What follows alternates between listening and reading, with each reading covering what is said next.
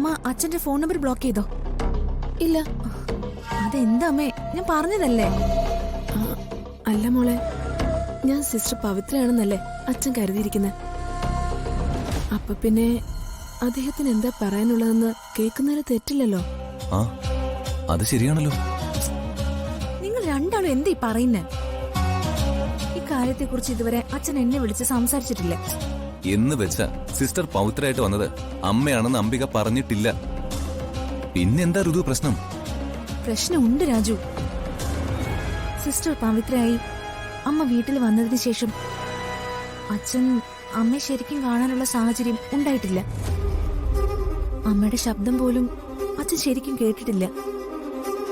ഇനിയിപ്പോ അച്ഛൻ അമ്മയോട് വീണ്ടും സംസാരിച്ച് അമ്മയുടെ ശബ്ദം തിരിച്ചറിഞ്ഞ പിന്നെ എല്ലാം വലിയൊരു പ്രശ്നത്തിൽ ചെന്ന് അവസാനിക്കും. അച്ഛൻ എന്നെ രാജുവിനെ പിടിച്ച് വീട്ടിൽ നിന്ന് പുറത്താക്കും.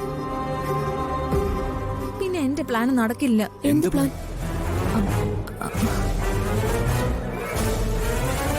ഈശ്വര, ഞാനതിനെ ഇപ്പൊ ഇക്കാര്യം പറഞ്ഞ ഇനിയിപ്പോ ഇവരോട് രണ്ടുപേരോട് ഞാൻ എന്ത് പറയും?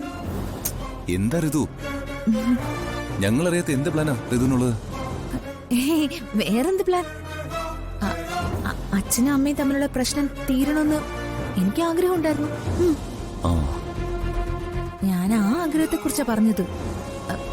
പക്ഷെ പറഞ്ഞത് വേറെ ആയിപ്പോയി, അത്രേ ഉള്ളൂ. അമ്മ ഫോണിൽ തന്നെ.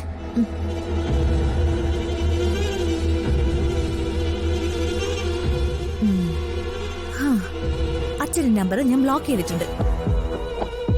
അച്ഛനിനി അമ്മയെ വിളിക്കില്ല. ബ്ലോക്ക് ചെയ്തതാണെന്ന് അച്ഛന് മനസ്സിലായിക്കോളും. സിസ്റ്റർ പവിത്രയുടെ അധ്യായം ഇവിടെ അവസാനിക്കും.